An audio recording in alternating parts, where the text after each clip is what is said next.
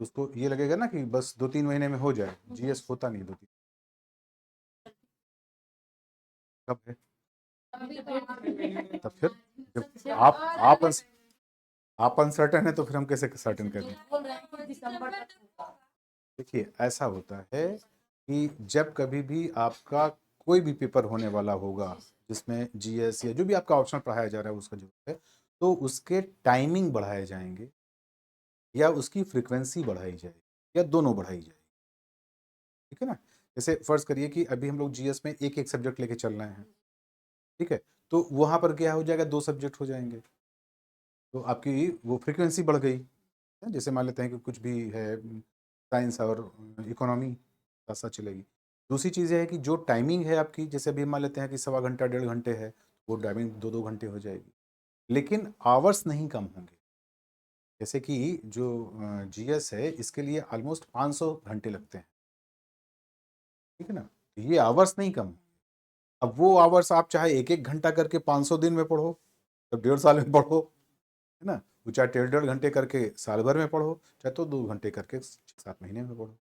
क्योंकि जीएस जो है वो ऐसी चीज नहीं है, ये जीके तो है, जीके तो ठीक है आप पढ़ लो, लेकिन जीएस ऐसी चीज नहीं है कि जो आप जल्दी से कमांड कर लो। उसका एक सिंपल सा उदाहरण समझ लीजिए, जब कभी भी आप अपना हाई स्कूल इंटर बीए कोई एग्जाम देते हैं तो आपके पास, ध्यान से सोचिए, मैक्सिमम कितने सब्जेक्ट होते हैं।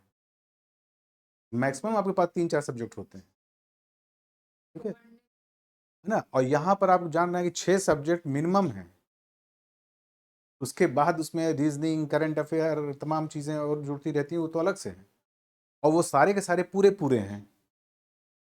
हिस्ट्री है तो हिस्ट्री में हो सकता है ना कि आपने 7वें 8वें में पढ़ी तो कहीं मिडवल पढ़ ली, कहीं मॉडर्न पढ़ ली, कहीं एंशंट पढ़ ली, या फिर उसको कंपाइल करके वो आप देखते हैं कि जब होम वो होता है जैसे 11th 9th वगैरह में, तो वो लोग कुछ वो चैप्टर काट देते हैं, इस हिस्से से नहीं पूछेंगे, तो आप भी प्रसन्न हो जाते हैं बच्चे से। हाँ, यहाँ तो कुछ भी नहीं, वही कहीं से भी सवाल आ जाएगा, इतना सब पढ़ने के बाद भी कोई ये नहीं कह सकता कि हम 100% करके आएंगे। तो इसलिए इस जीएस में, जिस जीएस की जो महत्व है वो शायद सिविल वाले ही समझ पाते हैं बस, बाकी लोगों को इसकी महत्व समझ में नहीं आता, देर में आता है, उनको लगता है कि सब्जेक्ट कर लेंगे तो हमारा काम हो जाएगा। और आप देखिए कि इतना इंपॉर्टेंट हो गया है जीएस की, धीरे धीरे सिविल से सब्जेक्ट हटा दिया गया है।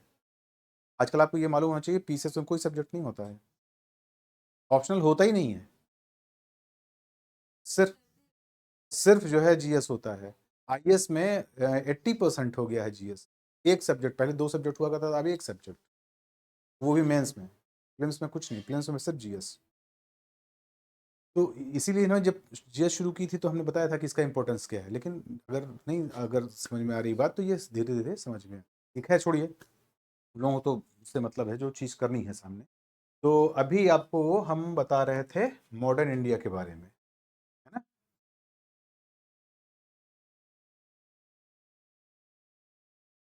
तो जब मॉडर्न इंडिया के बारे में हम बता रहे हैं तो उसमें आपको करना ये है कि थोड़ा सा एक चीज़ समझनी है आपको। आपके दिमाग में वर्ड मैप है छोटा छोटा सा, तो ये पता है ना कि यहाँ के आसपास इंडिया है, ये तो आइडिया है ना। और ये फिर इसके बाद इधर पश्चिमी यूरोप है, सॉरी पश्चिमी एशिया है, ठीक है, फिर ये यूरोपीय इलाके हैं इधर, ठीक है, इधर अफ्रीका है, इधर अमेरिका है, ये कुछ आइडिया लग रहा है ना, इधर ऑस्ट्रेलिया है।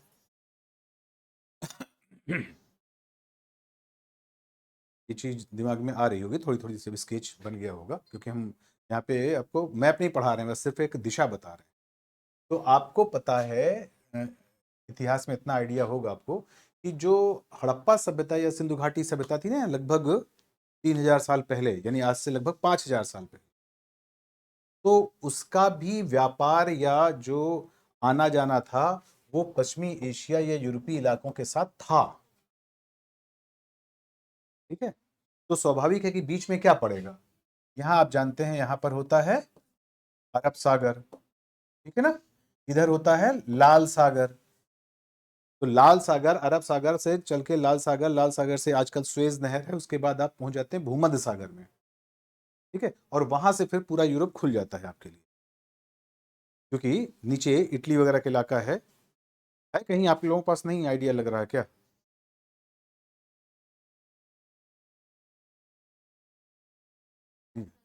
चलो नहीं आ रहा, कोई समस्या भी नहीं है, क्योंकि वो हमारा मुद्दा है नहीं। कहने की बात यह है कि भारत से यूरोप का संपर्क पहले इस अंदर अंदर वाले रूट से था। ये तो समझ में आ रही ना बात? ठीक है। लेकिन किन्हीं कारणों से ऐसा हुआ कि ये जो रूट था बीच का, ये इंटरप्ट हो गया, ये बाधित हो गया। यहां से व्यापार करना, आना जाना मुश्किल हो गया। जब मुश्किल हो गया तो अब ऐसे में ये समस्या आई ना कि यूरोप वालों को इंडिया पहुंचे कैसे, या इंडिया वाले यूरोप कैसे पहुंचे। हाँ, तो उनको जो है वो पूरा अफ्रीका का चक्कर लगा करके इंडिया आना पड़ा। नहीं, चीन तो इधर है ना, चीन से तो कोई लेना देना। हाँ, तो जब याद आए तो बताइएगा। ठीक है ना? तो बात समझ में आई ना? तो यहां से पूरा घूम करके अफ्रीका को पूरा घूम करके और तब इधर से, तो ये लंबा रूट हो गया ना। जैसे कभी कभी होता नहीं है कि आपका कोई एक रास्ता है निश्चित जाने का कहीं पर, तो वहां पर जाने के लिए आप आराम से चले जाते हैं, लेकिन वहां पर जाम लगा हुआ है ना, या वहां दंगा हो गया है, या वहां पर कर्फ्यू लगा हुआ है, या वहां पता चला कि वीआईपी मूवमेंट है, आज प्रधानमंत्री आने वाले हैं।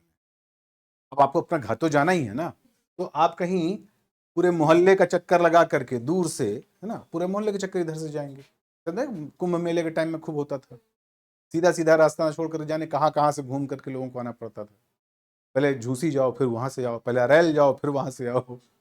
अब ये बात समझ में आ गई ना? तो यहां पर ध्यान रखना कि जो यूरोपीय शक्तियां हैं वो उनको इंडिया के साथ जोड़ने के लिए पूरा अफ्रीका का चक्कर लगाना। ठीक है ना? इसी चक्कर के चक्कर में जो पहला आदमी आया वो कौन था? Vasco D gamma. ये बात समझ में आ गई? तो वास्को डी गामा जो है वो एक तरह से कह सकते हैं कि अफ्रीका का चक्कर लगा करके भारत आने वाला पहला नाविक था। हाँ, 1400। ये सारी बातें शायद पिछले लेक्चर में हो गई थी, अभी तो हम आपको सिर्फ ये समझा रहे हैं कि वास्को डी गामा की क्या विशेषता है। तो जब ये विशेषता इसकी हो गई तो फिर केवल पुर्तगाली ही नहीं, बल्कि यूरोप के जो दूसरे देश हैं उनके भी व्यापारी या उनकी व्यापारी कंपनियां भी यही चक्कर लगा कर करने लगी। यानी ये वाला जो रास्ता है उस रास्ते को छोड़ करके, अक्सर देखते नहीं कि जिधर से एक लोग निकल जाते हैं फिर बाकी भी उधर ही मुड़ जाते हैं, और फिर उधर से धीरे धीरे रास्ता बन जाता है। ये रास्ता बन, क्लियर है बात ये? तो यहां से घूमते हुए वास्को डी गामा कब आया? 1498 में। यहीं पर आप अपनी समझदारी के लिए समझिए कि ऐसा नहीं कि वास्को डी गामा पहला आदमी था जिसको इधर भेजा गया था। पहले भेजा गया था कोलंबस को। ठीक है ना? लेकिन कोलंबस जैसे ही इधर अटलांटिक सागर में आया वो भटक गया, और भटक करके वो यहां पहुंच गया। ये 6 साल पहले की बात थी, यानी 1492 की बात थी। तो इसलिए कहा जाता है कि कोलंबस किसका खोज करता हो गया? अमेरिका। तो वो वास्तव में खोज किया उसने, क्योंकि उसके पहले ये पूरा इलाका अज्ञात था दुनिया के लिए, इसके बारे में जानते ही नहीं थे, पूरी दुनिया इतनी ही थी। इसीलिए सिकंदर को विश्व विजेता कहते हैं ना, सुना होगा ये नाम ना, विश्व विजेता सिकंदर। तो भाई विश्व विजेता सिकंदर, उसने अमेरिका क्या जीता था? नहीं। तो क्यों नहीं जीता उसने? इसलिए कि उसको पता ही नहीं था। तो फिर क्यों विश्व विजेता कहते हैं? क्योंकि जितनी ज्ञात दुनिया थी उसको तो उसने जीता ना। उसने अफ्रीका में मिस्र जीता, पश्चिमी एशिया जीता, यूरोप का तो था ही, और भारत तक पहुंच गया, यानी एशिया में भी हाथ लगा दिया उसने। ठीक है ना? इसलिए उसको विश्व विजेता कहते हैं, जबकि वो, या ये कह सकते हैं कि इसको पुरानी दुनिया और इसको नई दुनिया कहते हैं। तो कोलंबस ने क्या खोजा? नई दुनिया, ये नई दुनिया। ठीक है? तो इनके, ये भी आप कह सकते हैं कि इनके जितने भी संसाधन हैं, खनिज संसाधन हैं, इनके जो वन संसाधन हैं, खेत खलिहान हैं, ये सब अभी 600 साल पुराने हैं। मतलब 600 साल से इनका विदोहन हो रहा है, और इधर सब 5000 साल, 6000 साल से यहाँ पर खेती की जा रही है। खेती सबसे पहले कहाँ साक्ष्य मिलता है? मेहरगढ़ में, बलूचिस्तान वाले इलाके में। ठीक है ना? तो इसका मतलब हुआ कि यहाँ पे 6000 साल पहले, और दो ये जोड़ दें तो 8000 साल पहले हो जाएगा। 8,000 साल से यहाँ के संसाधनों का विदोहन हो रहा है और यहाँ पर मुश्किल से 800 साल से भी नहीं हो रहा ना। ये बात हम क्यों बता रहे हैं कि वो कभी घबराया नहीं करिए कि वो अमेरिका क्यों दुनिया का रिचेस्ट कंट्री है, ये बहुत समृद्ध है, बहुत वैभवशाली है ना भाई। वो जो चीजें हैं आपके पास वो सब आपकी नई नई हैं अभी, है ना। यहाँ पर तो जैसे नहीं कि गन्ने को पहले एक बार उसका रस निकाल लिया गया, फिर दोबारा फिर डाला जा रहा है, फिर निकाला जा रहा है, फिर डाला यहाँ पे तो अभी नया नया गन्ना छिल के ही सिर्फ उसका रस निकालना शुरू किया गया है ना। तो जाहिर सी बात है वैभव होगा। खैर, तो कोलंबस भी कहाँ की यात्रा करने जा रहा था? भारत की। भारत की। पहुंच गया वो अमेरिका। जब अमेरिका पहुंच गया तो भी उसको नहीं मालूम था कि हम अमेरिका पहुंच गए। उसने सोचा हम भारत पहुंच गए। उसने जिन लोगों से मुलाकात उसकी हुई उनको देखा तो वो बड़े लाल लाल थे, है ना। तो उसने उनको नाम दे दिया रेड इंडियंस। तो आज भी जो दक्षिणी मतलब ये जो उत्तरी अमेरिका के इसका दक्षिणी भाग या जिसको आप वेस्ट इंडीज के नाम से जानते हैं, उस इलाके की जो मूल जनजाति है, या कभी आपसे कहा जाए कि अमेरिका की मूल जनजाति कौन है, तो आप कह सकते हैं रेड इंडियंस। अब इनको रेड इंडियंस क्यों कह दिया गया भाई, है ना, क्योंकि वो गलतफहमी में उसको लगा कि ये इंडियंस हैं और उस पूरे इलाके को भी वो इंडीज कहने लगा। अब यहाँ पे तो इंडीज ऑलरेडी है इंडिया, तब उसका इंडीज का क्या करें। तो इंडीज के चक्कर में पता चला उसको वेस्ट इंडीज का नाम दिया गया जब जानकारी हुई। तो आज भी देखिए वेस्ट इंडीज है वो, वरना वेस्ट इंडीज का इंडिया से कोई लेना देना नहीं, रेड इंडियंस का इंडिया से कोई लेना देना नहीं।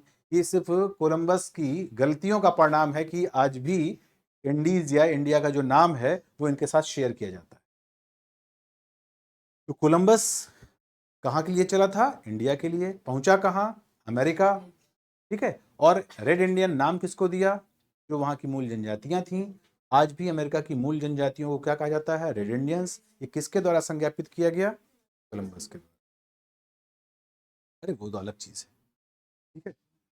ये सब समझ में आ गई ना बात। तो अब यहां पर आपको ध्यान रखना है कि यही गलती ना दूसरे लोगों ने नहीं की, तो वो धीरे धीरे घूमते हुए यहां पहुंचे। तो वो था वास्को डी गामा। इसलिए इस दक्षिणी अफ्रीका का चक्कर लगा करके मॉरिशस होते हुए मोजम्बिक होते हुए पहुंचने वाला जो है वो था वास्को डी गामा। अब वास्को डी गामा को लेकर के दो तीन बातें हैं। वास्को डी गामा यहां क्या करने आया था? तो एक तो ये अल्टरनेट रूट खोजने आया, एक वैकल्पिक मार्ग।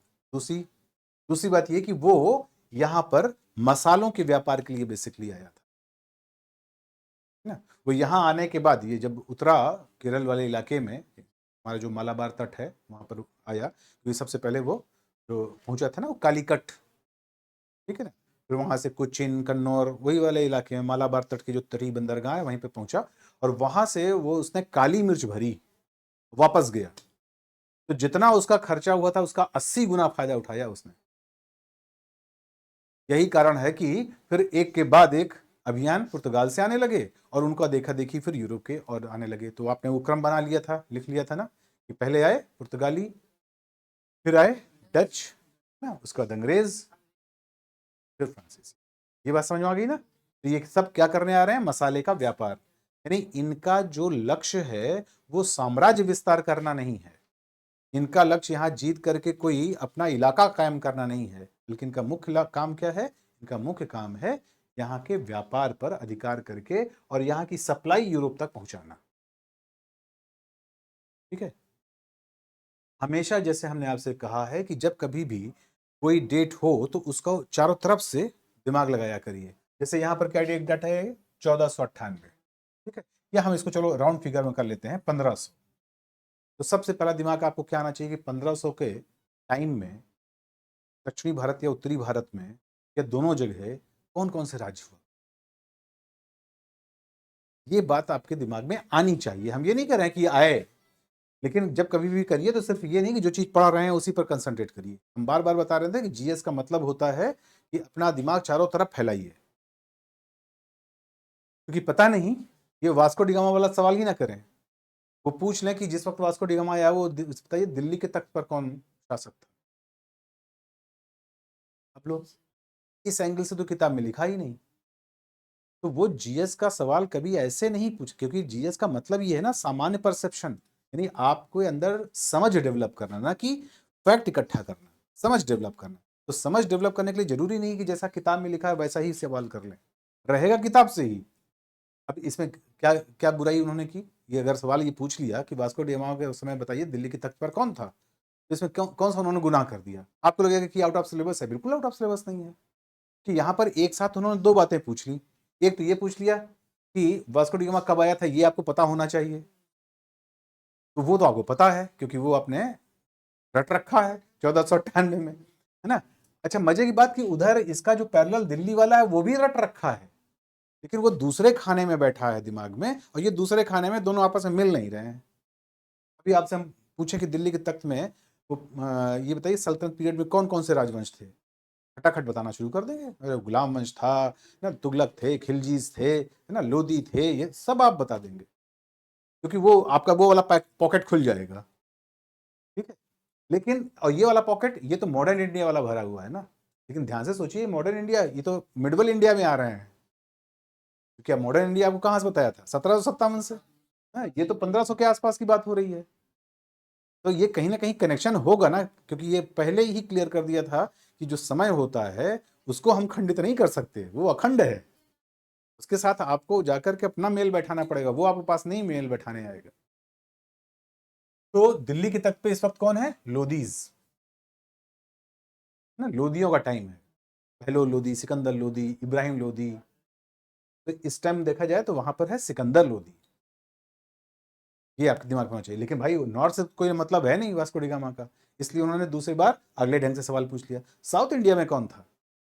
आपने क्या रट रखा है कि वास्को डी गामा किसके राज्य में आया था? वो आपको रटा हुआ कालीकट के जमोरिन के समय में आया था, वो आपको याद है। लेकिन उसने पूछ लिया कि साउथ इंडिया का कोई बड़ा साम्राज्य बताइए। ये टाइम किसका था? ये टाइम था विजयनगर का, इसमें कृष्णदेव राय टाइप के शासक हुए। तो विजयनगर डायनेस्टी हुआ करती थी। इस तरह की पुर्तगाली जब गोवा वगैरह जीतेंगे, जो और इलाके अंदर की तरफ घुसेंगे, तो इनका इनका इनका कन्फ्रंटेशन यानी इनकी लड़ाई किसके साथ होगी? वो विजयनगर के साथ। जमोरिन तो वो स्थानीय जमींदार है, वो बंदरगाह वाले इलाके का नहीं, जैसे कोई ना बम्बई का डॉन। बम्बई का जो डॉन होगा वो महाराष्ट्र का मुख्यमंत्री थोड़ी होगा, वो महाराष्ट्र का एक हिस्सा है, एक बंदरगाह नगर है, उसका कोई चीफ हो सकता है, उसका कोई मेयर हो सकता है। बॉम्बे का कोई मेयर होगा, ठीक है, लेकिन जो मेयर है वो पूरे महाराष्ट्र का मुख्यमंत्री नहीं है। तो हमको ये सब चीजें भी आपस में कोलैबोरेट करनी चाहिए, तब जाकर के आपका जो जीएस का सही ऐसा तरीका बनता है कि फिर चाहे जिस ढंग से सवाल पूछे जाए उससे फिर आपको प्रॉब्लम नहीं होती। ठीक है, अभी कल किसी बच्चे से बात हो रही थी, अभी पिछले उसमें जो जेआरएफ यूजीसी की परीक्षा होती है ना, जेआरएफ नेट वाली, तो उसमें वो इंग्लिश लिटरेचर की छात्रा थी। तो उसने कहा कि सर बिल्कुल ही अलग ढंग से सवाल उन्होंने कर दिया। उन्होंने पूछ लिया कि वो बताइए कि ऋग्वेद का जो ट्रांसलेशन है वो सबसे पहले किसने किया? तो हम कहा कि हाँ, अलग कहाँ किया? आपको लग रहा है ना वो हिस्ट्री का सवाल है, वो हिस्ट्री का सवाल थोड़ी है। उसने तो आपसे इंग्लिश लिटरेचर की ही बात की भाई। आपके लिटरेचर में कोई चीज अगर होती है तो उसका अगर कहीं अनुवाद हुआ है या किसी दूसरे सब भाषा से आप में अनुवाद हुआ है तो ये भी तो आपका ही इलाका होगा। जैसे संस्कृत के ग्रंथ है, उसका हिंदी में अनुवाद हो, हिंदी के ग्रंथ है उसका पर्शियन में, उर्दू में, रोमन में, रशियन में, किसी और भाषा में अनुवाद हो, तो ये जानकारी भी तो लिटरेचर वाले को रखनी चाहिए कि वो हिंदी लिटरेचर का तो हिंदी हिंदी पढ़ता रहे बस। जब तक आप लिटरेचर के कई अलग अलग टाइप के लिटरेचर नहीं पढ़ोगे तब तक कैसे आप हिंदी के लिटरेचर को आइडेंटिफाई कर पाओगे? जैसे हिंदी, आपको कुछ थोड़ी सी बात हम बताते हैं, जैसे हिंदी के लिटरेचर में आप छायावाद पढ़ते हैं ना, पढ़े होंगे, ये तो बहुत हाई स्कूल के भी नीचे के लेवल की चीज है। प्रगतिवाद पढ़ा होगा, प्रयोगवाद पढ़ा होगा, ये सब हिंदी में बाद में प्रचलित हुआ। पहले ये एक तरह से यूरोपीय ट्रेंड में आया, इंग्लिश लिटरेचर में आया, उसको रोमांटिसिज्म कहते हैं छायावाद को, प्रोग्रेसिव लिटरेचर कहा गया प्रगतिवाद को ना, एक्सपेरिमेंटलिज्म कहा गया प्रयोगवाद को। अब देखिए प्रयोगवाद का सीधे सीधे हमने क्या किया, अंग्रेजी वाले को सबका हमने हिंदी अनुवाद कर लिया। तो जब तक हम उसका मूल रूप नहीं पढ़ेंगे हमको ये रूप कैसे समझ में आएगा? कहने का मतलब हमारा ये है कि अपने दिमाग को थोड़ा सा ब्रॉडर करना पड़ेगा। सीधे सीधे जो किताब में लिखा है वही नहीं पढ़िए। कुछ हीरो बोलते नहीं है ऐसा, जो कहा वो सुना और जो नहीं कहा वो भी सुनिए है ना, क्योंकि जो नहीं कहा है ना वो तो ज्यादा सुनिए, जो कहा वो तो कम सुनिए, जो नहीं कहा वो ज्यादा समझिए। तो वैसे ही जीएस का होता है कि जो नहीं लिखा हुआ है उसको भी समझना पड़ता है। ठीक है ना, कहता है ना हीरो, जो हम कहते हैं वो तो करते हैं और जो नहीं कहते हैं वो तो डेफिनेटली करते हैं तो वो तो डेफिनेटली पूछा जाएगा आपसे जीएस में। तो ये एक क्रम रहेगा। दूसरी चीज, ये लोग जब यहाँ आते हैं तो पहले तो ये है ना, जैसे ऑनलाइन आए और अभी बंदरगाह में ही जहाज खड़ा है, अपना यहाँ से सामान लिया, भरा, चले गए। फिर धीरे धीरे क्या करने लगेंगे, धीरे धीरे इनको लगेंगे यार कोई सीजन होता है, उस सीजन में ये और सस्ता मिलता है, अगर उस टाइम खरीद कर रख लिया जाए तो बाद में ले जाएंगे। जैसे नहीं कि अब आप नॉर्मली मार्केट में जाते हैं अपने लिए आलू खरीदने, तो जो भी भाव मिला लेके चले आए और उसको तुलना कर ली कि हमारे इलाके में ये मिल रहा है, उस इलाके में ये मिल रहा है। कुछ नहीं, मंडी में 50 रुपये मिल रहा है, हमारे इलाके में वो 100 रुपये मिल रहा है या 60 रुपये मिल रहा है, 10 रुपये फायदा हो गया। लेकिन आपको पता चला कि नहीं यार, वो फरवरी मार्च में तो और सस्ता मिलता है यहाँ पे, तो ले करके क्या करें, रख दें कहीं, स्टॉक कर दें। ठीक है, इस तरह का जो गोडाउन बनाया गया, इसको हम कहते हैं ना अपने नॉर्मल शब्दों में माल गोदाम। ठीक है ना, इस प्रकार के जो माल गोदाम बनाए गए, इनको उन लोगों ने क्या कहा, फैक्ट्री। तो अक्सर इस पर सवाल पूछा जाता है, अंग्रेजों ने, पुर्तगालियों ने, डचों ने, फ्रांसीसियों ने, कोई भी है, कि इन लोग आए तो अपनी फैक्ट्री कहाँ लगाई इन्होंने। अच्छा, हम लोगों के दिमाग में फैक्ट्री क्या घुसा हुआ है, सही है ना, वो है जैसे नहीं कोई मैन्युफैक्चरिंग काम जहां होता हो, कारखाना।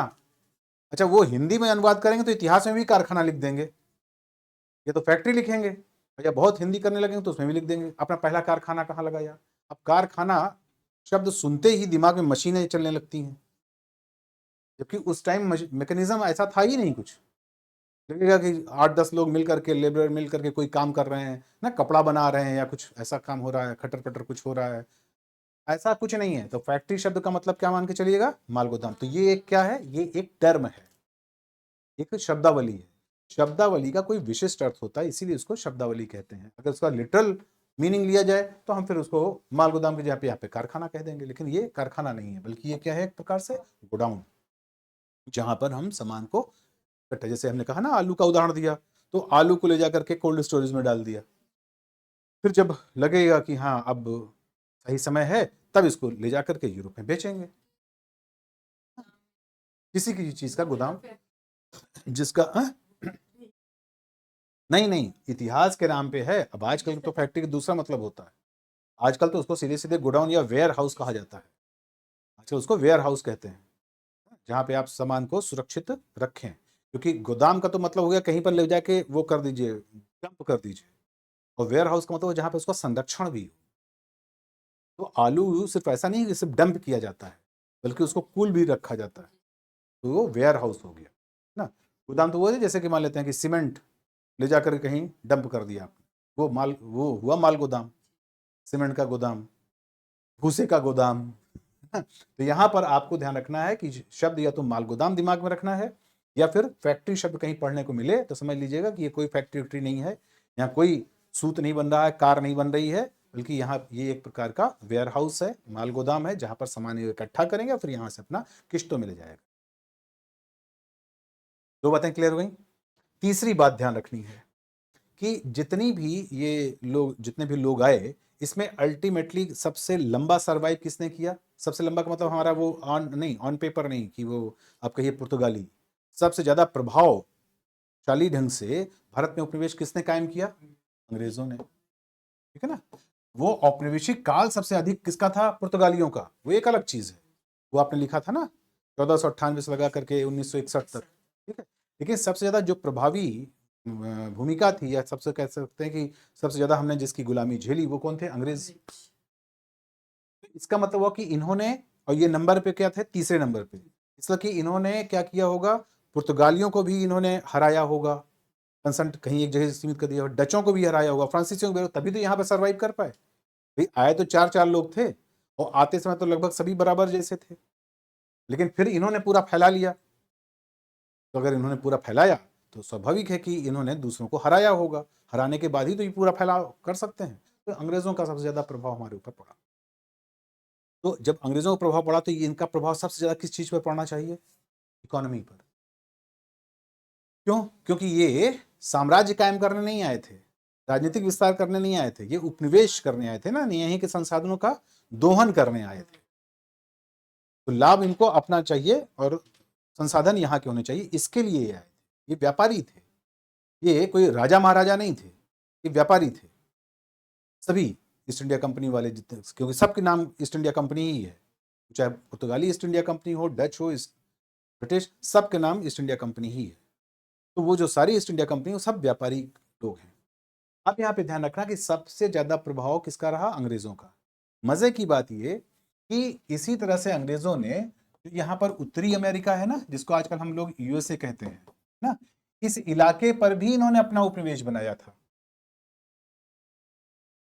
इसका मतलब ये हुआ कि अगर हम इंग्लैंड को सेंटर में मान लें तो उन्होंने अपने दाईं तरफ भी अपने बाईं तरफ भी, उधर उन्होंने अपना उपनिवेश बना रखा था अमेरिका को, उत्तरी अमेरिका को है, जैसे आज जो कनाडा या यूएसए वगैरह है, और इधर उन्होंने बना रखा था खासतौर से भारत को। और अभी अभी आपने पढ़ा कि ये वाला इलाका तो एकदम ही संसाधनों से भरा नया नया था। यहाँ तो मतलब कहीं भी कुछ भी उठा लो वही सोना ना। और ये तो आप जानते हैं कि सोने की चिड़िया थी ही। ये दोनों जगह से लाभ कमा कमा करके कहाँ इकट्ठा हो रहा था? यहाँ इकट्ठा, यूके में इकट्ठा। तो इनके पास पैसे कम होंगे कि ज्यादा होंगे? ज्यादा होंगे ना। ये समझ में आ गई? बहुत बड़ा कॉन्सेप्ट समझाने जा रहे हैं, अच्छी तरह से समझिएगा। जब किसी के पास पैसा ज्यादा हो जाता है तो दो चीजें हो सकती हैं, या तो वो खा पी कर मतलब मस्त हो जाए और उसको लगेगा कि अब क्या जरूरत है कमाने की, बहुत हो गया, ठीक है, और या फिर उसको लगा करके और पैसा पैदा करे। किधर जाना चाहते हैं? और ज्यादा पैसा कमाना चाहते हैं। जनरली तो यही होता है ना कि अगर पैसा आ गया आपके पास पर्याप्त, मतलब कि खाने पीने के बाद आपका तथा कथित 7 पुस्तकों की व्यवस्था हो गई, तो उसके बाद कौन काम करता है? इसकी तरफ नहीं दिमाग? हाँ इसकी, हाँ, ये आपने बहुत अच्छी चीज कि यहां पर इस पर डिपेंड करे पैसा आ किसके पास रहा है। अगर ये पैसा लैंडलॉर्ड के पास आता है, सामंतों के पास आता है, राजा के पास आता है, तो फिर वो ताजमहल बनवाने लगते हैं। नहीं बात, क्योंकि वो मस्त हो जाते हैं, उनको फिर और कोई चिंता नहीं रहती है। लेकिन अगर व्यापारी के पास आता है तो फिर वो अडानी अंबानी बनता है। मतलब वो चाहता है कि ठीक है अगर आ रहा है तो और आने दो, इसको और कहीं हम लगाते हैं, और लगाते हैं तो और पैसा पैदा, तो वो ज्यादा पैसा लगा के ज्यादा पैसा पैदा करना चाहिए। और एक होता है कि वो उसी पर रुक जाता है। तो हमेशा इस बात का ध्यान रखिए कि जब कभी भी आपके पास पैसे आए, क्योंकि अभी तो नहीं है मालूम है, ठीक है, जब कभी भी आगे समय से और पैसा आता है, इससे भी निश्चिंत रहिए, सबके पास आता है। तो जब पैसा आए तो उस टाइम इस बात का ध्यान रखिएगा आज के लेक्चर का, कि अगर आप उससे प्रसन्न हो गए और आपको लगा कि बस देवी माँ की कृपा है और हमेशा बनी रहेगी, तो आप बहुत बड़ी भूल कर रहे हैं। आपका हश्र मुगलों की तरह होगा ना, खिलजियों की तरह होगा, 10-20 साल 50 साल बात खत्म। और अगर आपने जो है ये सोच लिया कि नहीं पैसा आ रहा तो अच्छी बात है, हम अपना पैसा खर्च करिए, समृद्धि से रहिए, वैभव के साथ रहिए, लेकिन साथ में और आता रहे इसकी व्यवस्था भी बनाते रहिए। एक एक रास्ते एक जगह, दूसरा दूसरा, तीसरा, चौथा, पांचवा, 8-10 रास्ते, जितने रास्ते बन सके उतने रास्ते, जितनी फैक्ट्रीज लग सके उतनी फैक्ट्रीज। ये इसका मतलब है कि आप मॉडर्न आइडियोलॉजी की, और वो वाली मिडवल आइडियोलॉजी, क्योंकि सामंतवाद किसकी विशेषता है? मध्यकाल की। और व्यापार या वणिकवाद या मर्केंटलिज्म या इंडस्ट्रियलाइजेशन, औद्योगिकरण, ये मॉडर्न इंडिया की विशेषता है। ये दो बात हमेशा ध्यान रखिए, आपके पर्सनल लाइफ में भी काम आएगी और पूरे आगे के जीएस में भी काम आएगी। तो ये लोग कौन थे? व्यापारी या लैंडलॉर्ड, सामंत, राजा? व्यापारी थे, ठीक है। और जब व्यापारी होंगे तो ये और लगाएंगे, ठीक है। अब लेकिन इनके साथ समस्या ये है कि ये चाहे जितना पैसा लगाएं, लेकिन वो काली मिर्च और लौंग तो नहीं पैदा कर सकते, क्योंकि वो तो ज्योग्राफिकल कारक होते हैं उसके। तो जैसा वो आबो हवा होगी, जलवायु होगी, उसके हिसाब से पैदा होगा। तो इन्होंने उसका सोचा कि ठीक है भाई, ये तो हम यहां से लेंगे, ये तो हम यहां से लेंगे, लेकिन इसके आधार पर हम ऐसा कुछ कर सकते हैं जो जिसको कि हम खुद बनाएं। बोले अगर कोई भी चीज अगर तुम बनाना चाहते हो, ये यहाँ पर बहुत ध्यान से इकोनॉमी का कॉन्सेप्ट समझिए, इकोनॉमी का काम आपके यहाँ आएगा, क्योंकि मामला यहाँ पे इकोनॉमी ही पढ़ानी है। तो उसमें क्या होता है कि आप के पास रॉ मटेरियल होता है, जिसको कहते हैं ना कच्चा माल। तो अगर आपके पास कोई सामान है और उसको आपने किसी मशीन में या किसी तरह से उसको प्रोसेस कर दिया, यानी उसको उसको क्या कर दिया, और ज्यादा संसाधित कर दिया, संसाधित समझ रहे हैं, उसको और ज्यादा इंप्रूव कर दिया, और ज्यादा सुधार दिया, तो वो एक नया प्रोडक्ट बन जाएगा, एक नया उत्पाद बन जाएगा। फिर इसको अगर आपने संसाधित किया तो वो एक नया उत्पाद बन जाएगा। और जैसे जैसे ये आपका संसाधन बढ़ता जाएगा, यानी जैसे जैसे ये आपका जो प्यूरिफिकेशन है, उसके अंदर जो ये बदलाव है, सुधार है, जो ये आप इंप्रूवमेंट कर रहे हैं, वो जैसे जैसे बढ़ता जाएगा वैसे वैसे उसकी कीमत बढ़ती, ठीक है ना। जैसे जैसे मान लेते हैं कि आपने गन्ना ले लिया, अभी आजकल अभी गन्ने की बात चल रही थी इसलिए हमने लिया, नहीं अब पता नहीं, वो मक्का ले लिए, चलिए मक्का ले लीजिए, ठीक है, जो आपको मतलब मन करे वो ले लीजिए। हमारा इससे कोई लेना देना है, जो आपके समझ में आए। चलिए अब गेहूं ले लेते हैं ना, बेसिक सामान। अब आप ये देखिए, गेहूं जो पैदा करना है उसके लिए तो एक निश्चित आबो हवा चाहिए। ऐसा तो नहीं कि पता चला कि उसके विपरीत आबो हवा में ले जाइए तो गेहूं पैदा हो जाएगा, वो तो। लेकिन जो गेहूं है, इसको हमने थोड़ा सा इसके अंदर बदलाव किया और इसका हमने बना दिया आटा, ठीक है। आप बताइए, गेहूं से आटे की कीमत कम होगी या ज्यादा? इस आटे से हमने बना दिया रोटी, समझ रहे हैं? इस रोटी पूड़ी सब एक ही चीज है ना। अच्छा चलिए, हम आपको, आपकी मर्जी है तो आप पूड़ी बना लीजिए, जो मर्जी है बनवाइए, हमको कोई, हमें कौन सा बनाना है ना, हमको कुछ बनाना थोड़ी ना है, ठीक है। इसी तरह से फिर आप इसका, ठीक है, छोले भटूरे बना लीजिए, ब्रेड बना लीजिए, जो मर्जी आए आप करिए, हमने इसीलिए तो कहा कि आप आपके ऊपर है। लेकिन जैसे जैसे संसाधित करेंगे वैसे वैसे क्या होता जाएगा। अब यहाँ पे ये सोचिए कि उसके पहले वाला लेवल बाद वाले लेवल के लिए क्या है ना। जैसे पूड़ी या रोटी के लिए कच्चा माल क्या है? आटा। आटा नहीं होगा तो ये नहीं बनेगी। आटे के लिए कच्चा माल है गेहूं। क्लियर हुई बात? तो जो भारत है उस टाइम, वो भारत क्या कर रहा है, जो कच्चा सामान है, यानी जो सीधे वन या खान से या खेत से पैदा हो रहा है, सीधे उसी को बेच रहा है या उसको इंप्रूव करके बेच रहा है। हम आज की बात नहीं कर रहे, जिस वक्त की बात हो रही। तो इसका था कि जो सामान है उसी रूप में बेच रहा है ना। काली मिर्च को वैसे ही बेच दिया, काली मिर्च का पाउडर नहीं बनाया, ठीक है ना। बनाने को तो बना सकता था लेकिन नहीं बनाया, क्योंकि उसको वो जैसे जैसे कहा जाता है ना कि हमारा अगर दूध बिक रहा है तो हम किस लिए मट्ठा बेचें, क्योंकि मट्ठा बेचने के लिए हमको संसाधित करना पड़ेगा, दूध सीधे होता है। लेकिन दूध की कीमत और फिर दही की कीमत या फिर उसके बाद उसके प्रोडक्ट घी की कीमत, पनीर की कीमत बढ़ती चली जाएगी। ये छोटा सा इकोनॉमी, इसलिए हमने कहा ना कुछ भी आपको जो समझ में आए कर लीजिए, है ना। इवन आपके पास जो ये कागज पेन रखा हुआ है, इस प्लास्टिक की कीमत कितनी हुई? कुछ नहीं, लेकिन उसको पेन का आकार दे दिया, अब ये 100 रुपए की होगी ना। आपके पास जो कॉपी है, इस कॉपी के जितना कागज है, इससे ज्यादा कागज तो आपको निकल आएगा, कोई हिंदुस्तान टाइम्स का पेपर खरीद लीजिए तो निकल आएगा। लेकिन वो पता चला कि 10 रुपए का और आपकी कॉपी 50 रुपए की। तो किस रूप में आप उसको बेचते हैं, ये इस पर। तो यहां उन्होंने क्या किया कि इसको बना लिया, तो क्या बना दिया उन्होंने? कच्चा माल या कच्चे माल का रॉ मटेरियल का सोर्स। ये बात क्लियर हो गई। और यहां से ये कच्चा माल ले गए, ले जाकर के वहां इन्होंने क्या किया, वहां इसमें सुधार किया, यानी वहां इसको अपने उद्योगों में सुधारा, ठीक है। और जो इसका उत्पाद आया, इसका जो उत्पादन हुआ, इसका जो प्रोडक्ट हुआ, इस उत्पादन को उन्होंने बेचना शुरू किया।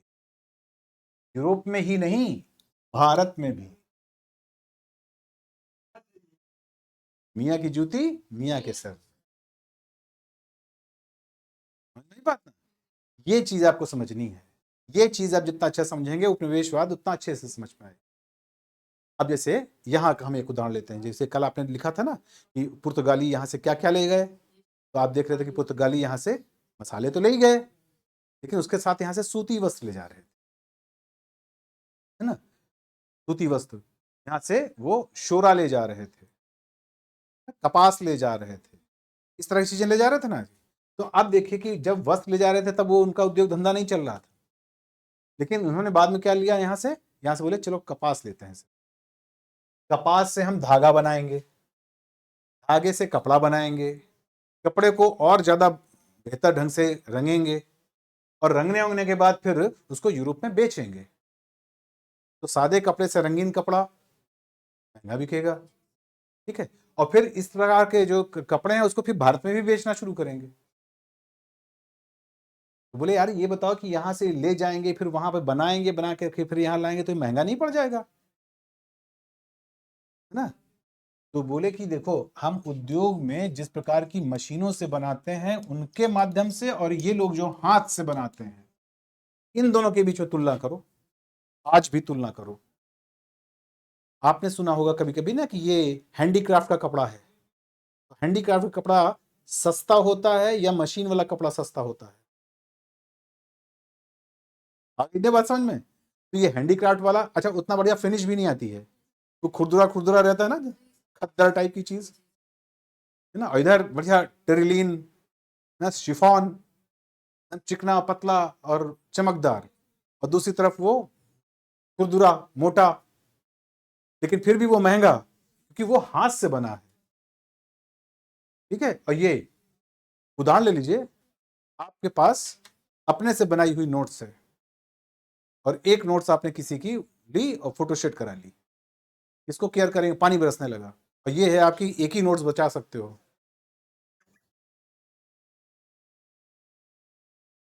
नहीं बात, क्योंकि आपको लगेगा कि जब फोटो स्टेट कराएं तो फिर से करा लेंगे, लेकिन ये तो हमारा प्रोडक्ट है भाई, है ना। ये चला जाएगा तो क्या हम भीग जाएंगे, है ना, लेकिन आप उसी के ऊपर बैठ जाएंगे, सब कुछ कर लेंगे कि हम कैसे ना बैठ जाए, लेकिन ये ना खराब हो। आप समझ में आया हाथ की चीज क्यों महंगी होती है, ठीक है ना। तो स्वाभाविक है कि भारत के लिए ये जो हस्तशिल्प हो ये उनके लिए भी महंगा और हमारे लिए भी महंगा है, और अगर उसी को मशीन से बना देंगे तो उनके लिए भी सस्ता होगा और हमारे लिए भी सस्ता होगा। और मशीन से जितना चाहो उतना बनाओ, फिर वही नोट्स अभी 10 पेज लिखवा दें, उसके बाद कहेंगे सर कल लिखवा दीजिएगा, ठीक है।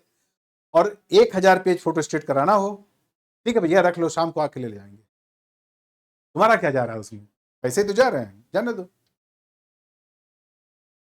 तो हाथ से बनाएंगे तो टाइम टेकिंग प्रोसेस होगा, तो स्वाभाविक है कि वो महंगा भी होगा और वो सीमित भी होगा, कम भी होगा, सप्लाई भी कम होगी। हैंडीक्राफ्ट के सामान मिलते कितना है, और वही मशीन वाले सामान उससे अच्छे भी होंगे और ज्यादा भी होगा।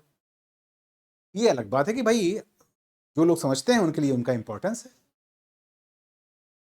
भाई कुछ भी हो हम तो जो हस्तशिल्प वाला वही रखें, क्योंकि इससे लोगों का रोजगार जुड़ा है, इससे लोगों की आजीविका जुड़ी है।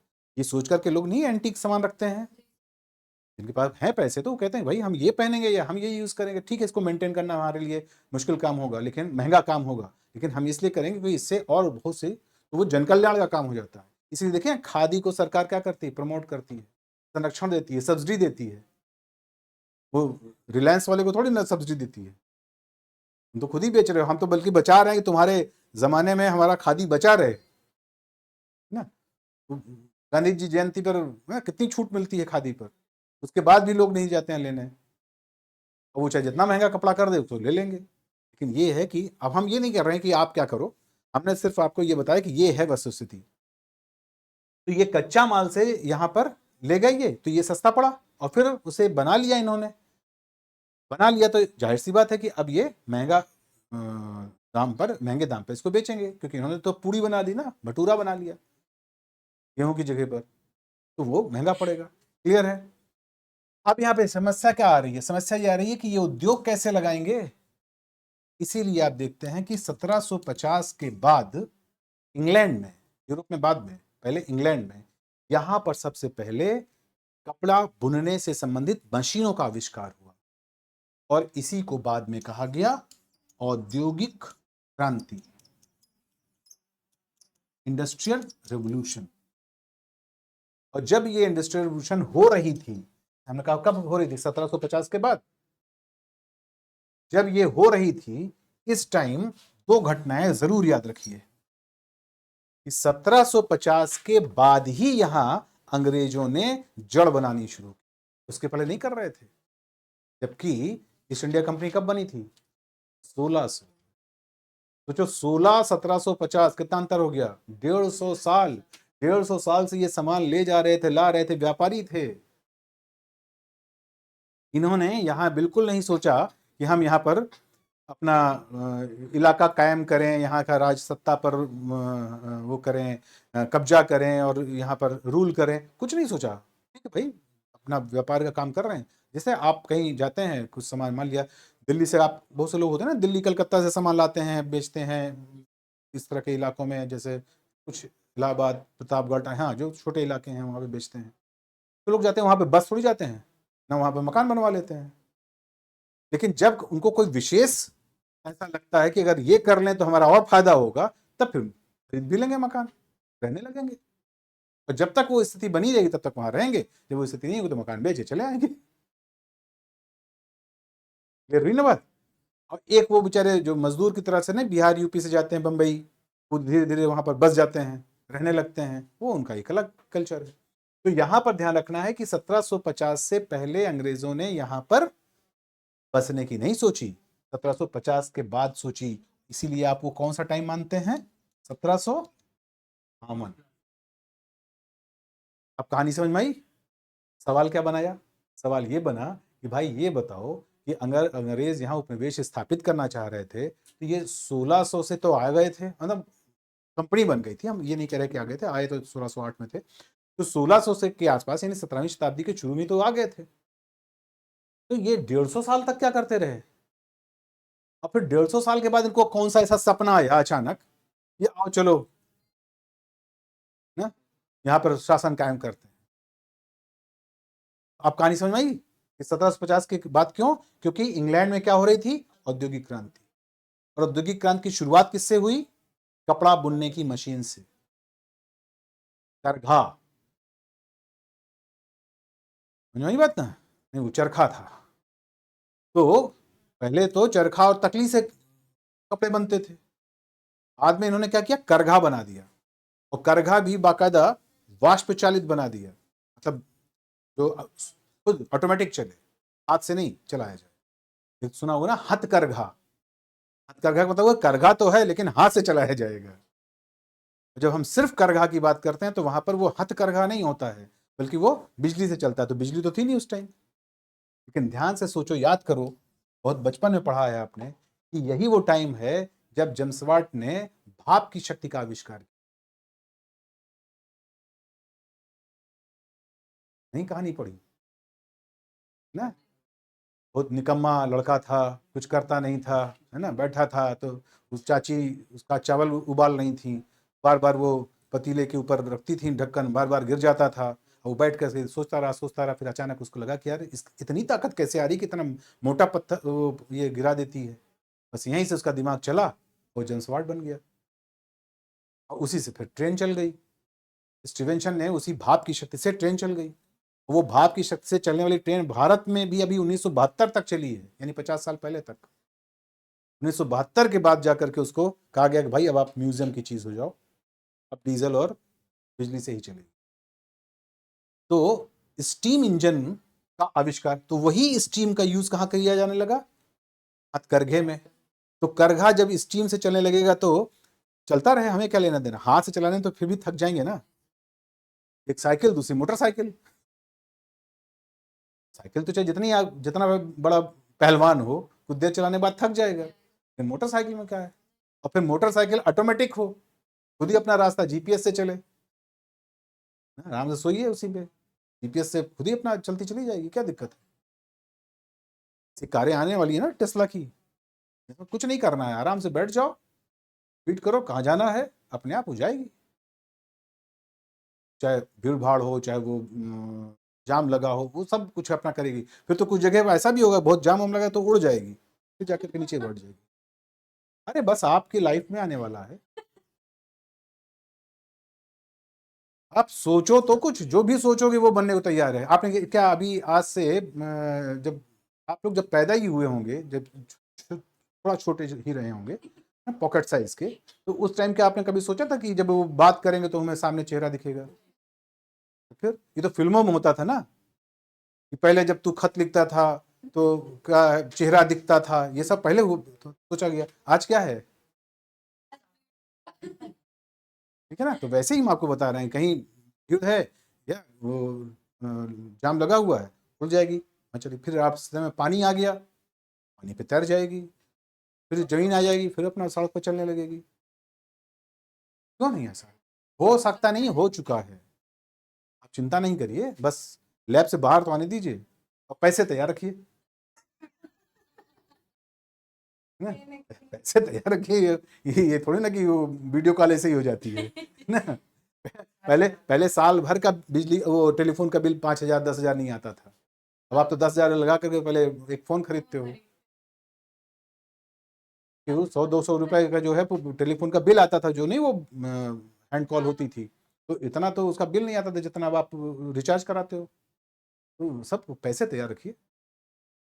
तो हम आपको क्या बता रहे थे कि 1750 के बाद, ये इसका मतलब है कि मॉडर्न इंडिया की शुरुआत 1757 में क्यों होती है, प्लासी की तो 1757 में ही क्यों हुआ, हम ये बता रहे हैं आपको, बजाय ये याद कराने के कि आप ये रटिए कि प्लासी की तो 1757 में हुआ। हम आपको ये बता रहे हैं 1757 में ही क्यों हुआ, क्योंकि ये अब नीड बन चुकी थी, ये जरूरत बन चुकी थी। क्योंकि यहां पर क्या हो रहा था, इंडस्ट्रियल रेवोल्यूशन हो रही थी। इंडस्ट्रियल रेवोल्यूशन किससे शुरू हुई? कपड़ा बनाने की मशीन से, ठीक है, यानी करघा से। कहाँ हुई? इंग्लैंड में। तो अब इस प्रकार के जो इंडस्ट्री लगाने वाली चीजें होंगी, तो वो इंडस्ट्री लगाने के लिए पैसे चाहिए कि नहीं चाहिए? तो जो इन्होंने 150 साल से कमा रखे हैं, इस पैसे से इन्होंने क्या किया? उद्योग लगाया। क्लियर हुई ना बात? पैसे तो धीरे धीरे कमाए ना पहले, और फिर जो कमाए तो उसी से ये उद्योग लगाया इन्होंने। इसी से इन्होंने एक R&D सेक्शन खोला, रिसर्च एंड डेवलपमेंट, ताकि लोग आगे और नए नए आविष्कार करते रहें। आज भी होता है, जितनी बड़ी बड़ी कंपनी आप देखते हैं ना, इनका एक सेक्शन होता है जहां पर वो लोग अपना खुद का रिसर्च करते रहते हैं। इसीलिए आप देखिए कि हर 6 महीने, साल भर, 2 साल के बाद वो अपने ही प्रोडक्ट को खराब बता कर कहते हैं देखिए इसमें ये गलत कमी थी, अब ये वाला लो, है ना। वो आईफोन 14, 15, आगे 16, तो भैया जब तुम आईफोन बना रहे हो और परपेचुअल बना रहे हो कि चलेगा 10 साल, तो काय के लिए हर साल बना रहे हो? बोले बेवकूफ है क्या कि दुकान बंद कर दें? तो हम आपको बताते हैं, देखो जो 14 था ना, उसमें ये कमी थी, पहले तो बताएंगे सबसे अच्छा है, और साल भर बाद आपको बताएंगे उसमें ये कमी थी। जब आपकी ये कमी, तो ये कमी अब हमने पूरी कर दी, ये पकड़ो नया वाला। फिर आपने 1.5-2 लाख रुपए लगा दिया। जैसे ही साल भर बीता, नहीं, बोले कि कौन सा है वो वाला, अरे उसमें तो ये कमी रह गई थी, अब ये वाला खरीदो। नहीं समझ में आई? तो ये कौन बता रहा कमी रह गई? ये कोई गवर्नमेंट थोड़ी बता रही है, ये उनका ही रिसर्च सेक्शन बता रहे। कितने साइंटिस्ट, कितने आईटीएंस उसने बैठा रखे हैं, सिर्फ इसी के लिए तनख्वाह दे रहा है कि जो बनाए हो इसी का उल्टा सोचो, कमी निकालो और उस कमी को फिर ठीक करो, और फिर कमी निकालो, फिर ठीक करो, यही करते रहो तुम, बाकी हम इधर देख रहे हैं। इसीलिए कोई दवा आती है, बोले ये दवा खाइए तो अब इसके बाद तो फिर ये बिल्कुल नहीं होगा। 6 महीने बाद वाले वो ये दवा खाएंगे, लीवर बर्बाद हो जाएगा, अब ये वाला खाओ, ठीक है, ये वाली खाओ। अब फिर वो खाना शुरू किया, बोले अच्छा ये वाली खा रहे थे, किडनी खराब हो जाएगी भाई, लीवर तो सही है, किडनी खराब हो जाएगी, फिर ये खाओ, बोले अच्छा किडनी लीवर दोनों नहीं खा, दमा हो जाएगा। मतलब कुछ ना कुछ वो करा करके आपको लगातार, फार्मा इंडस्ट्री यही काम करती है, ठीक है ना। तो ये चीज ये सभी को करना पड़ता है। जैसे आज हम आपको जो पढ़ा रहे हैं ना, अभी हम क्लियर कर देते हैं, आज जो पढ़ा रहे हैं आपको, बाद में अभी नेक्स्ट सेशन में जो हम पढ़ाएंगे तो बोले वो कुछ था क्या, उसमें से तो इतने क्वेश्चन आने वाले थे, अब ये वाला पढ़ो। नहीं तो एक बार पढ़ा करके, एक बार लिखवा करके और फिर क्या करें, हम घर बैठे हैं।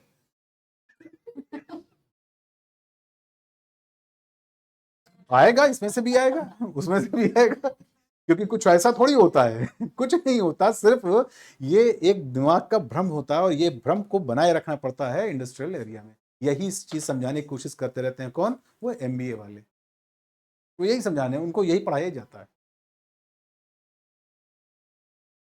क्लियर हुई ना बात? इधर दिमाग लगाइए, नहीं तो अभी हम लिखवाना शुरू करेंगे, कुछ नहीं पता चलेगा। अपने अपने होते हैं आगे, यहाँ पे आके बैठ जाइए, ठीक है ना, यहाँ नहीं लगेगी, पास में लगती है। तो ये क्लियर हो गई ना कि यहाँ पे प्लासी युद्ध क्यों हुआ। दूसरी बात ध्यान रखिए कि यही ऑलमोस्ट वो टाइम है जब इनका इधर वाला जो अमेरिका वाला उपनिवेश था ना, ये खत्म हो जाएगा। क्योंकि अमेरिका में 1776 के बाद क्या शुरू हो जाएगा, वहां पर उनकी स्वाधीनता आंदोलन शुरू हो जाएगा। तो ये पूरा इलाका इंग्लैंड के हाथ से निकल जाएगा, वो लोग आजाद हो जाएंगे। अब जब वो आजाद हो जाएंगे तो इंग्लैंड हमेशा किसके ऊपर डिपेंड कर जाएगा, भारत पर। अब भारत का जितना विद्रोहन करेगा उतना ही आगे बढ़ पाएगा, इसलिए भारत पर कब्जा करना अब जरूरी है। जैसे जैसे यहां से उसका हाथ हटेगा, वैसे वैसे यहां पर उसका पंजा कसेगा, और जब तक कसा रहेगा तब तक वो नंबर 1 पर रहेगा। और जिस दिन उसके हाथ से इंडिया निकला, उस दिन से इंग्लैंड की जगह अमेरिका ले लेगा, जो कभी गुलाम था। और आज लगातार इंग्लैंड पीछे चल रहा है, यहां तक कि भारत ने भी उसको अभी पीछे कर दिया। और क्योंकि अब भारत के आगे की इकोनॉमी कौन है आप जानते हैं, अमेरिका, अमेरिका व चाइना तीसरे नंबर पे पहुंचने वाली है। इसको कहते हैं डेवलपमेंट, है ना। नहीं तो इसके पहले इंग्लैंड, फ्रांस, जर्मनी, ये सब हमसे आगे थे। हम 11वें नंबर की इकोनॉमी थे अभी 10-15 साल पहले ना। 7वें नंबर के देश, मतलब इलाका इतना बड़ा हमारा, इकोनॉमी कौन सी 11वें नंबर की। इवन इंग्लैंड से भी पीछे चल रहे थे, जरा सा है ना। जर्मनी कितना बड़ा है ना। अब धीरे धीरे हमने रफ्तार पकड़ी है। अब हमसे जो दो बड़े हैं वो वास्तव में बड़े हैं, क्योंकि यूएसए, जाहिर सी बात है, रशिया, यूएसए, चाइना। रशिया तो नहीं नंबर पर है, लेकिन यूएसए और चाइना अब हमसे आगे रहेंगे। तो ये बात समझ में आती है, ये बात इसलिए समझ में आती है कि भाई ठीक है, उनके पास संसाधन ज्यादा हैं, वो हमसे बड़े हैं, तो अब हम धीरे धीरे चलेंगे, फिर बाद में इनको पछाड़ेंगे, इनको भी, लेकिन अभी ना, लेकिन अभी कम से कम ये तो है कि बाकी लोगों से तो हम आगे निकल गए, सही जगह तो पहुंच गए कम से कम। उसके बाद फिर इनको भी धीरे धीरे आगे किया जाएगा। तो वो है नहीं आगे, आपको लॉलीपॉप नहीं दिया गया, आने दो 2047 में हम नंबर 1 बनेंगे। ये सब बहुत इंपॉर्टेंट होता है कि किस तरह से आप अपने अपने विजन को रखते हो। तो ये जब तक दूरदर्शी कोई सोच नहीं होती है, तब तक कभी विकास नहीं हो सकता। जब आप ये सोचोगे नहीं कि हाँ हमको ओवरऑल क्या करना है, क्या पढ़ना है, कहाँ जाना है। नौकरी, नौकरी तो एक छोटा सा साधन है यार, है ना। एक नौकरी, दो नौकरी, चार नौकरी, ये तो छोटी छोटी चीजें हैं। बड़ी चीज सोचो ना, बड़ी चीज का मतलब कि हमको ओवरऑल एक गरिमामय सम्मानित जीवन बिताना है। वो कहाँ से आएगा, वो केवल पैसे से नहीं आएगा, वो केवल पैसे से नहीं आएगा। एक सम्मानित नौकरी होनी चाहिए ना, ईमानदारी का पैसा होना चाहिए, और साथ में वो सतत होना चाहिए, दूसरे के कीमत पर नहीं होनी चाहिए, बल्कि कुछ बन पड़े तो उसको भी दे दें, उसको भी, उसका भी सहयोग कर दे, क्या दें, सहयोग कर दें, ठीक है ना। तो इस तरह के जब भाव आप बड़ा लाएंगे तो फिर अपने आप देखेंगे धीरे धीरे आप अपने आप उधर चले जाएंगे, क्योंकि जैसी सोच होगी वैसे आपके कर्म हो जाएंगे, जैसे कर्म होंगे वैसे रिजल्ट आएगा। तो रिजल्ट यानी नौकरी या जो आप रोजगार लेना चाहते हैं, वो बाय प्रोडक्ट है, वो उप उत्पाद है, मुख्य उत्पाद नहीं है। और इसीलिए जब आप मुख्य उत्पाद पर ध्यान नहीं देते हैं तो ये जो बाय प्रोडक्ट है ये आता ही नहीं है। पैदा क्या करना है, रोटी पूड़ी पराठा छोले भटूरे, क्या, या गेहूं, गेहूं पैदा करना है। मेन मुद्दा गेहूं पैदा करना है। गेहूं होगा तो बाकी सब अपने आप बनेंगे। अभी जितने हैं ये तो कम है, न जाने और कल कौन कौन सा है ना, आस्ता पास्ता टाइप के, है ना। लेकिन गेहूं अगर आपने दिमाग से हटा दिया तो वहां पर दिमाग में क्या रखा अंग्रेजों ने, गेहूं कि कैसे हम कच्चा माल यहां से लें और उसको प्रोसेस करें। प्रोसेस समझ में आ गया ना, संसाधन मतलब उसको इम्प्रूवमेंट।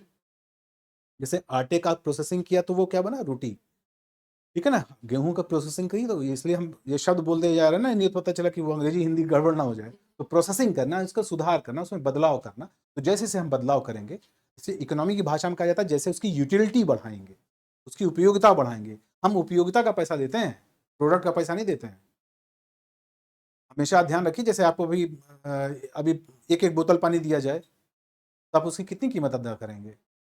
2 रुपये 1 रुपये। हो सकता है कि अभी ठंड लग रही है कि हम बिल्कुल नहीं लेंगे, आप चाहे फ्री में दो तब भी नहीं लेंगे, ठीक है। और अभी आपको भेज दिया जाए बढ़िया रेगिस्तान में, 2 घंटा पैदल मार्च, और फिर कहा जाए कि 100 रुपये की बोतल है, बोले 150 रुपया लीजिए। तो आपने पानी, आप वास्तव में पानी का पेमेंट कर रहे थे या उपयोगिता का? उपयोगिता। इसीलिए प्रोसेसिंग का मतलब क्या होता है, चीजों को और उपयोगी बनाना।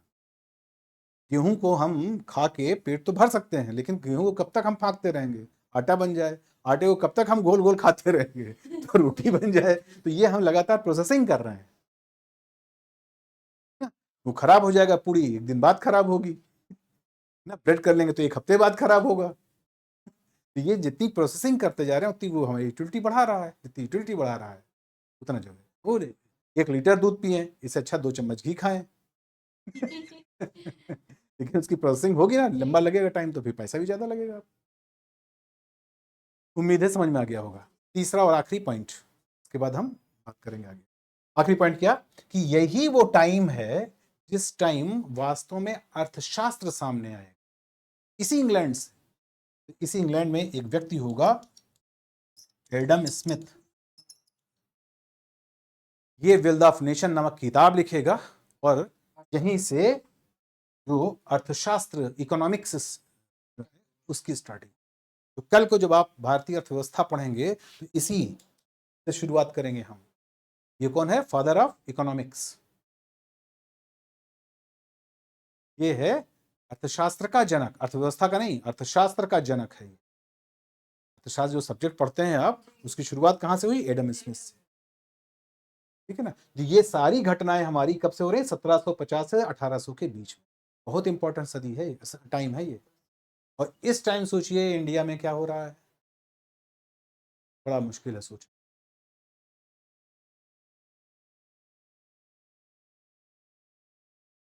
अरे राजनीति तो उसमें बताइए, कौन राजा वजा कौन है, बताइए। खुलेआम चैलेंज है किसी को भी।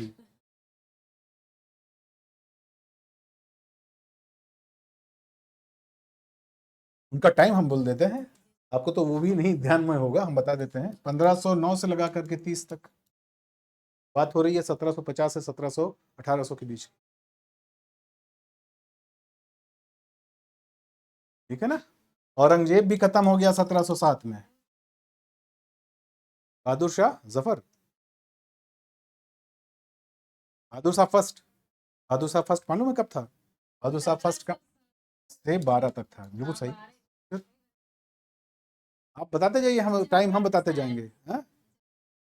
बहादुर शाह जफर, जफर का फाइनल टाइम, अंतिम शासक है वो, 1858 का टाइम है।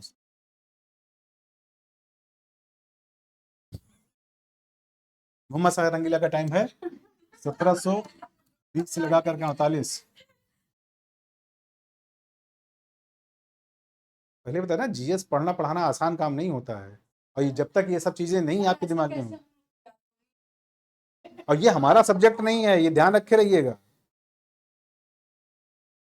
तो आप लोगों को अच्छी तरह से पता है मेरा सब्जेक्ट नहीं है ये, क्योंकि ये आप हिस्ट्री पूछ रहे हो, पॉलिटिकल साइंस में नहीं पूछ रहे हो हमसे, तो हिस्ट्री पूछ रहे हो। हाँ, हम कुछ नहीं बताएंगे, हम तो यही तो बता रहे हैं कि पूरा बिखरा हुआ था। नहीं नहीं, पेशवा नहीं भाई, शासक था। शासक इस वक्त है, ऐसा नहीं है। शाह आलम सेकंड, शाह आलम सेकंड का टाइम है 1759 से लगा करके 1806 तक, ठीक है। ये है शाह आलम, ये किसी काम का नहीं है ये। इसलिए ये इस वक्त का टाइम अलग से देखना पड़ेगा कि पूरा भारत बिखरा पड़ा हुआ है, और बिखरे हुए भारत में इस प्रकार की कोई कंपनी या कोई भी सत्ता उसको जीतती चली जाए, ये आसान है कंपैरेटिवली। अगर यहाँ पर एक केंद्रीय सत्ता होती, औरंगजेब, अकबर, ना अलाउद्दीन, तो शायद इनको मुश्किल भी होती। तो उनको जरूरत भी है, और मजे की बात की भारत में ऐसा मौका भी है, इसे कहते नहीं है, हाँ, मौका भी है, रिवाज भी है, और दस्तूर भी है, सब चीज है। जब सारी चीजें, वो सब तो बात की चीज है, बाद में आएगा वो, ठीक है ना। अब इसको नोट करना शुरू करिए,